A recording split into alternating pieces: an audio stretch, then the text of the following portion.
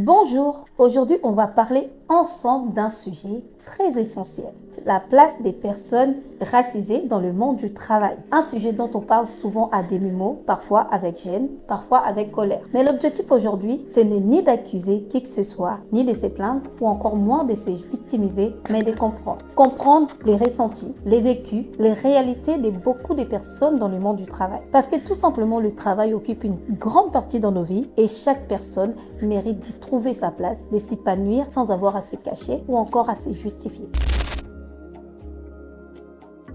Très bonne question. Je pense que oui, chacun de nous, je pense qu'il va se reconnaître sur cette question. Dans l'entreprise actuelle où je suis, non. J'ai changé au moins 3 ou 4 entreprises depuis que j'ai terminé mes études. Je pense que dans 3 ou 4, c'est plutôt une. J'entendais ces genres de propos que dans l'entreprise, on me juge par rapport à mon apparence parce que je suis comme ça ou par rapport à mon origine. Mais moi, j'avais pas encore fait face à cela. Mais jusqu'à ce qu'un jour, je tombe sur un type d'entreprise dont je mettrai le nom.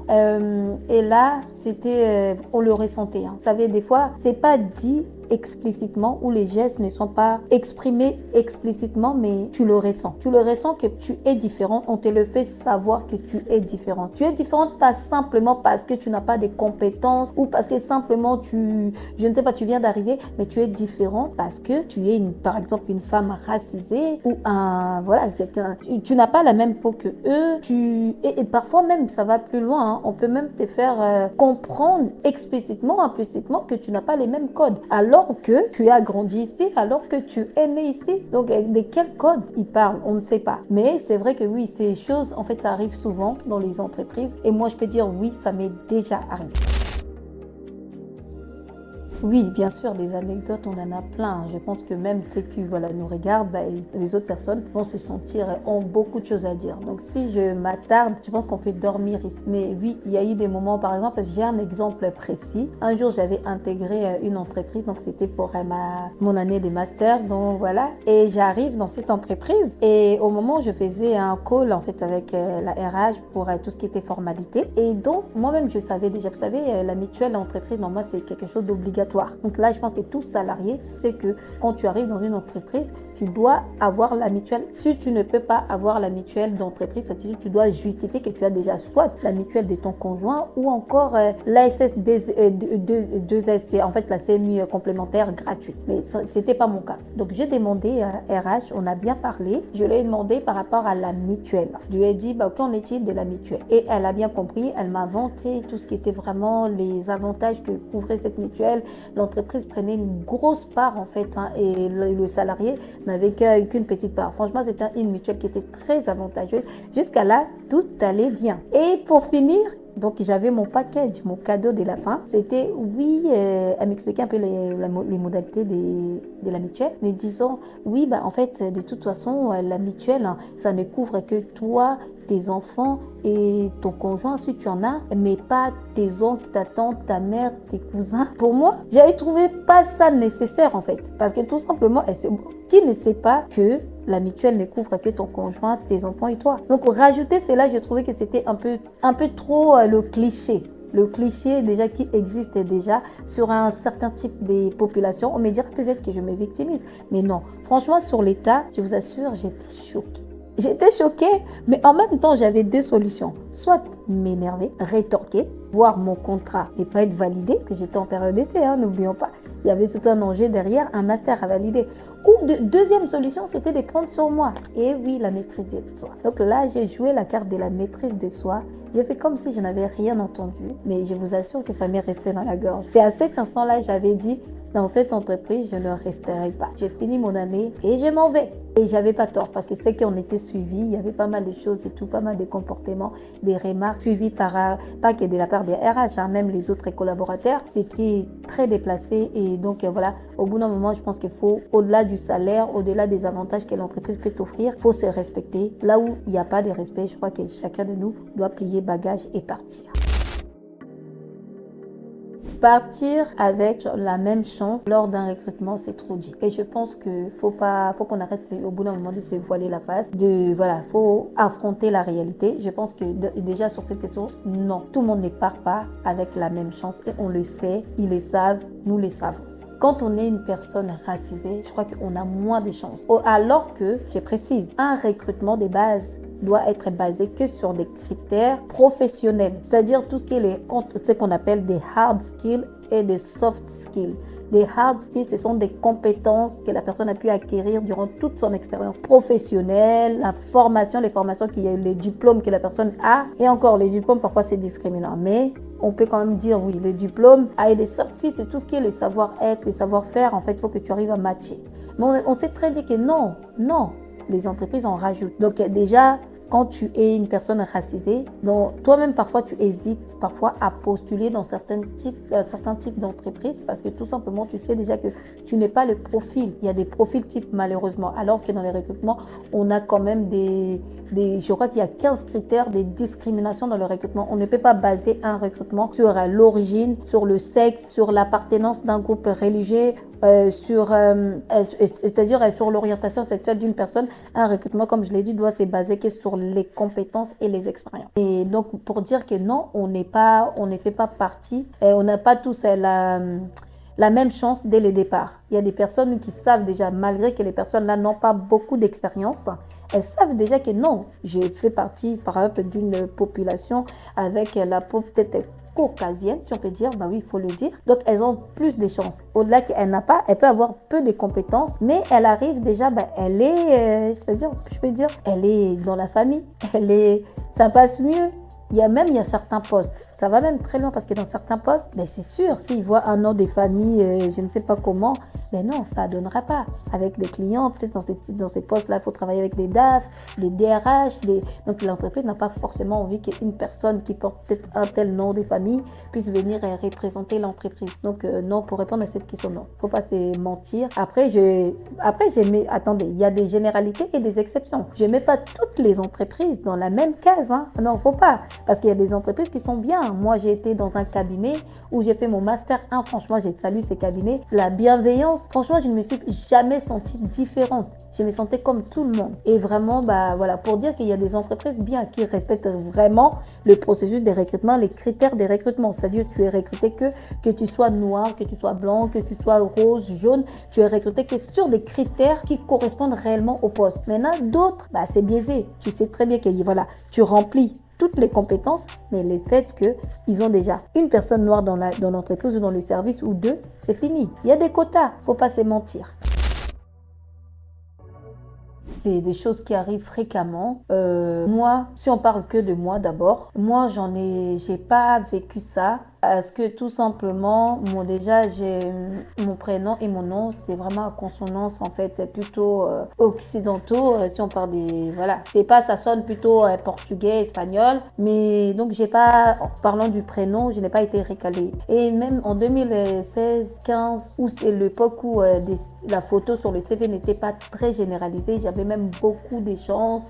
Parfois vraiment, donc en fait à chaque entretien ça donnait. Mais c'est quand plutôt on commence à mettre des photos sur le CV, bien que je précise dans le recrutement normal, c'est pas obligatoire. Depuis là, j'ai moins parfois d'entretiens, surtout sur des postes stratégiques. Des postes disent très stratégiques dans une entreprise, dans le sens où, parce que l'entreprise, et certaines entreprises, ils ont déjà un noir ou peut-être un arabe ou autre dans son service. Ils n'ont pas forcément envie d'en rajouter une deuxième, ou ils en ont déjà deux, ils n'ont pas forcément envie d'en rajouter une troisième. Je peux donner aussi un exemple par exemple, on a eu un exemple récemment de Karine, celle qui présente l'animatrice de L'amour est dans les prés, M6, qui a été emmenée à changer son nom pour pouvoir rentrer, je crois que c'était TF1 ou M6, parce que tout simplement son nom ça sonnait trop africanisé. Et des exemples comme ça, on en a des milliers. Il y en a beaucoup qui ont vécu ça, qui se plaignent, que ce soit de la population maghrébine ou africain noir. En tout cas, on en fait face au quotidien, même si ça ne te touche pas toi, mais forcément, il y a un de tes frères ou une de tes sœurs qui a été touché par ça. Ces sentiments, je crois que, pas que moi, beaucoup de personnes vont se ressentir, vont se sentir concernées par cette question. Oui et un grand oui. Parce que tout simplement, quand parfois on arrive dans l'entreprise, on attend déjà beaucoup de toi. Tu occupes peut-être un même poste, que les autres, on attend de toi. Et même par rapport à un exemple, moi je suis arrivée un jour dans une entreprise. En moment, quand tu arrives dans une entreprise, on doit te former. Peu importe que tu connaisses les outils, que tu connaisses le process, que tu connaisses, mais tu dois avoir une formation interne. La formation n'a duré que, pour vous dire un exemple, une demi-journée. Et là, je devais tout assurer. Ça voulait dire que j'ai maîtrisé, il y a certains outils que je ne maîtrisais pas encore. Je devais m'auto-former. On attend de toi des choses, mais en même temps, on ne te donne pas parfois les moyens, c'est-à-dire les moyens nécessaires pour pouvoir arriver à ces objectifs-là. Tu es obligé toi-même d'aller chercher les choses parce que tout simplement tu as, et surtout si c'est un poste qui t'intéresse et dans cette entreprise-là, voilà, tu veux absolument rester. Donc, tu mets tous les moyens en œuvre. Après, on me dirait que oui, mais ça, c'est tout le monde est concerné, surtout quand on est en période d'essai. On a envie des charbonner pour que par la suite, on doit signer. Et ces sentiments, on entend souvent les gens, même sur des réseaux ou dans la vie, dire que nous, les femmes noires ou les maghrébines ou en tout cas, les personnes racisées, on doit fournir plus d'efforts dans l'entreprise. On doit travailler double. On doit travailler double parce que tout simplement, en fait, vous savez, c'est pour ça, d'où moi-même, parfois, je me questionne, je me dis, pourquoi on doit travailler double? Mais je pense qu'il y a une sorte de pression qu'on a déjà, des idées qu'on nous a mis dans la tête. Donc, quand on arrive dans une entreprise, on sait déjà en nous qu'on est différent. Donc, c'est-à-dire qu'on doit fournir beaucoup d'efforts, tant dans notre travail, même au point de l'intégration. Parfois, tu arrives dans une entreprise, vous êtes deux arriver au même moment, l'autre qui est de la peau blanche sera plus intégré que toi. Toi, c'est-à-dire que tu es obligé de fournir beaucoup d'efforts pour que tu puisses être intégré totalement dans l'entreprise, être accepté. D'où ce qui fait que ça emmène même certaines personnes à pouvoir se mettre sur le devant de la scène, à commencer à faire le clown. Ils font le clown, ils deviennent un peu, c'est-à-dire la bête de la foire, pour pouvoir juste être intégré et c'est triste. Comment je réagis face à cela? Vous savez, il y a un certain écrivain, je crois que c'est Albert Camus, qui a dit que la bêtise insiste toujours. Parfois, soit tu as le choix de rentrer dans leur jeu, toi de prendre plus de la hauteur. Et moi, je suis de ces personnes-là. Donc, tant que ça ne m'affecte pas encore, parce que oui, pour m'affecter, il faut beaucoup. Donc, je suis très patiente. Je prends sur moi. Et rassurez-vous, ça ne me fait pas du tout rire. Dans ce cas-là, je laisse les gens parler. Soit je prends mon téléphone pour montrer que non, ça, c'est que votre conversation ne m'intéresse pas. Sans pour autant manquer du respect, parce que voilà, moi, j'aime respecter les gens. Donc, ce qui fait que non, je ne dis rien, je prends sur moi. Est-ce que c'est une bonne manière de faire les choses? Je ne sais. Peut-être, peut-être pas. Je prends sur moi. Et c'est juste le soir, après le travail, là par contre, je commence à vider mon sac, c'est-à-dire j'appelle peut-être une amie, j'appelle ma soeur pour lui raconter un peu ce qui s'est passé. Mais bien souvent, oui, moi, je n'interviens pas. Ou je n'interviens pas pour recadrer la personne, parce que vous savez, dans le monde des professionnels, il se passe tellement beaucoup de choses. Tu vas intervenir pour recadrer ou dire, ça va être mal vu. Et par la suite, ça va se dégénérer, la situation va se dégénérer, la situation va devenir pire. Donc, et surtout si c'est un poste dont tu as besoin, donc c'est-à-dire tu prends sur toi. Mais je prends sur moi jusqu'à quand? On va me dire peut-être que non, mais tu prends sur toi, mais après là où il n'y a pas de respect, oui, je suis tout à fait d'accord. Mais tant que je n'ai pas encore atteint, c'est-à-dire mes limites, c'est-à-dire vraiment d'une situation qui est catastrophique, moi je pousse. Mais c'est vraiment jusqu'au jour où je pense que je vais trouver que non, là c'est bon. J'en ai marre, je n'en peux plus. Là, soit je demande une rupture conventionnelle ou si j'étais qu'en contrat CDD à la fin du mois, je ne vais plus rester. Je fais mon préavis, je lave mes mains et je pars. Un jour, je suis arrivée dans une entreprise et tout, j'étais là. Donc, dans cette entreprise-là, on était en mode WeWork, donc c'est-à-dire juste un bureau. Et vous savez, des trucs, c'est genre des flexi-work, cet espace de travail partagé qui commence à se développer. Et j'arrive, donc tous les écrans étaient pris, des doubles écrans. Donc j'avais juste un seul écran. Moi, j'aime bien travailler sur 2 écrans parce que je trouve ça plus pratique. Et donc, j'ai demandé à une collègue qui semblait déjà finie. J'ai dit, ah oui, est-ce que quelqu'un a vraiment besoin d'un double écran? Franchement, ça partait pas d'une mauvaise intention ou même pas d'un manque de savoir-vivre. J'avais juste demandé. Si c'était oui, oui. Si c'était non, je m'attendais aussi à un non, c'est pas grave. Il y en a une qui m'a dit, ah non, il n'y a pas de souci, moi, je peux te laisser mon écran. Elle m'a laissé son écran. Mais à peine je suis partie aux toilettes, il y en a une copine qui était là, qui m'avait rapporté. Après, elle m'a fait, ah oui, mais tu sais ce qu'on t'a. Ils ont dit, ben, de toute façon, c'est pas grave, on la garde quand même et tout. Elle va valider sa période d'essai, il n'y a pas de souci. Mais de toute façon, tant qu'elle ne s'élève pas pour venir nous insulter, ça va. Donc là, on va revenir sur cette histoire des pressions permanentes des personnes racisées. Vous avez vu? Donc on attend forcément tout de toi, c'est-à-dire tous tes faits et gestes sont calculés, sont surveillés. Donc en gros, même de toi-même, tu le sens au quotidien. Donc pour dire que non, moi personnellement, je ne rétorque pas, je ne recadre pas. Donc je prends sur moi, mais peut-être c'est pas la meilleure des solutions. Et ce qui fait que par la suite, parfois je me dis, écoutez, là, je prends mes clics et mes claques, je pars. Je ne peux pas rester dans cette entreprise parce que il y a des voilà. Parce que souvent c'est même déguisé, c'est encore plus malin que ça. C'est vraiment déguisé, c'est-à-dire on est en train de tacler une certaine population qui correspond à la même type de population que toi, mais toi on te fait croire que non, mais tu sais, tu es là, on t'a ouvert les portes de notre entreprise, ça veut dire que tu es différente, tu n'es pas comme les autres, toi tu n'es pas comme eux. Donc du coup là, c'est là même l'ambiguïté de la chose, c'est-à-dire que ou tu te laisses prendre au jeu, c'est-à-dire toi aussi tu commences à te croire comme si voilà, je suis différente des autres, moi c'est-à-dire moi je fais maintenant partie de tel type de population et pas de l'autre, c'est-à-dire tu rejettes ta population ou tu gardes tes valeurs, tu sais que non, je suis noire, je suis arabe ou je suis jaune, je ne sais quoi, mais ça, ce qui est en train de se dire là tout de suite, c'est inadmissible, c'est quelque chose qui ne devait pas avoir lieu. C'est quelque chose dont on ne pouvait pas dire. C'est vrai, on est tous différents, les codes sont parfois différents, mais est-ce qu'il faut absolument souligner sur sur des choses, des blagues qui sont malveillantes, des propos qui sont blessants et le dire sous forme de la blague pour camoufler le racisme qui s'y cache? C'est très léger. On répond les imbéciles par le silence. Les silences enseignent même mieux parfois que les propos. Donc, prendre sur soi. Si tu sens que non, tu as tellement pris sur toi que tu n'en peux plus, ne fais pas des scandales. Parce que là, c'est ce que je pense qu'en réalité, en vrai de vrai, parfois, ils attendent que ça. Que nous fassions des scandales. Parce que oui, ces gens-là, ils sont comme ça. C'est déjà des stéréotypés. On vous est déjà catégorisé. Oui, c'est des gens qui aiment le scandale, qui aiment des bagarres. Donc, si tu leur donnes, tu leur sers, c'est que eux, ils attendent de toi, c'est perdu. Donc, autant prendre de la hauteur, c'est montrer que non, c'est pas parce qu'on prend de la hauteur qu'on est là, c'est-à-dire on est bête. Non, c'est simplement être plus malin.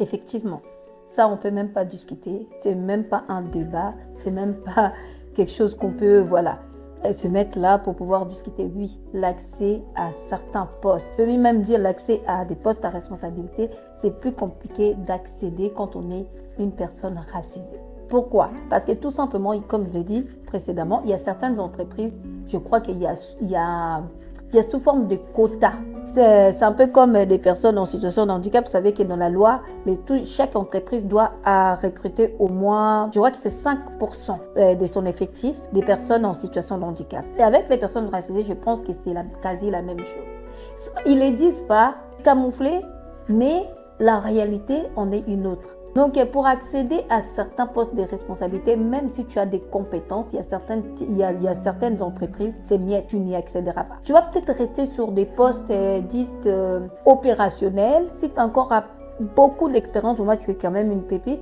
Peut-être des postes de support, mais pour arriver vraiment à des postes dits stratégiques dans l'entreprise, parfois c'est compliqué.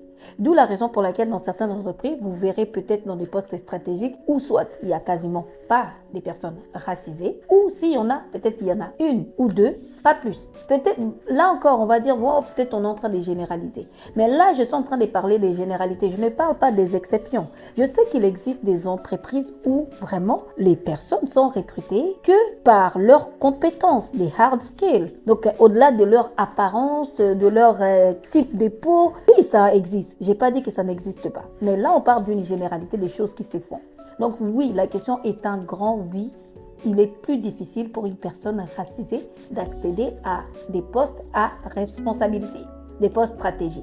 Donc voilà, c'est ce que je peux dire. Pour diverses raisons dont moi je ne sais pas, les entreprises elles-mêmes elles savent. Pourquoi? Elles n'ont pas peut-être envie que soit c'est toi qui sois à la commande, c'est-à-dire que tu es en train de les diriger.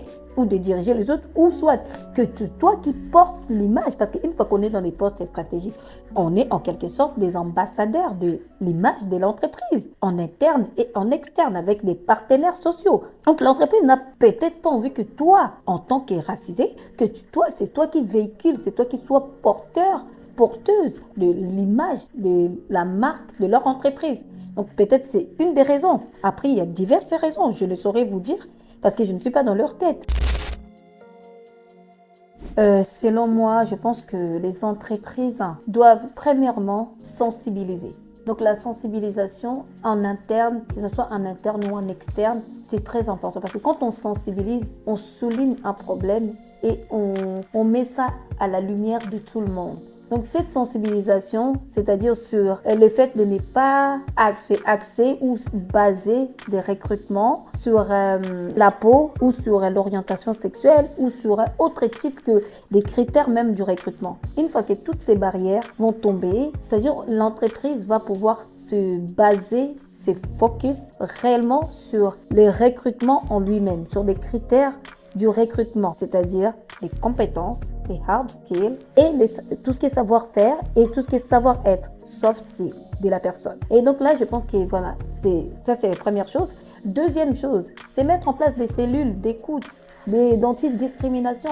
Je sais qu'il y a de plus en plus d'entreprises qui le font. Moi, j'ai déjà assisté, j'ai été dans une entreprise qui a mis en place, c'est-à-dire tout problème qui relève en fait de la discrimination, que ce soit entre collègues ou collègues à la hiérarchie, ça doit être remonté à la cellule d'écoute qui va pouvoir statuer sur le problème. Donc je pense que voilà, si on arrive les entreprises arrivent à vraiment à prendre ces sujets, faire de ça un peu leur, si je peux dire, cheval de bataille. Et là, on arrivera à un monde avec, ou de recrutement, parlons de recrutement, ou un monde professionnel avec beaucoup plus d'équité et beaucoup plus de respect. Mais malheureusement, je sais que ce sont des hypothèses. Ces genres de choses ont déjà existé, ça existe et je pense que ça continuera à exister. Et ce qui est triste. Donc voilà, c'est vraiment tout comme j'ai dit, sensibiliser, former les salariés, informer, des cellules d'écoute, mettre en place des actions, pourquoi pas des actions, par exemple une journée, une matinée anti-discrimination, c'est tout comme on fait avec les actions sur le harcèlement, les harcèlements au travail, donc commencer vraiment à faire ça aussi, de ça aussi un sujet.